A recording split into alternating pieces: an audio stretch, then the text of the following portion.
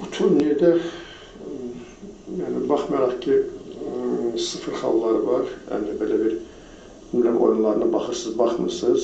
Ümumiyyətcə Ajaxın öz əlbəttə ki, oyun fəlsəfəsi var, öz özəlliyi var. Hansı ki, mən neçə oyuna baxmışam.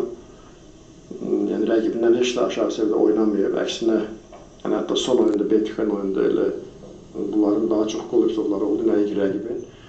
Ümumən, yəni bu cür yanaşma məni bəlkə narahat edə bilər.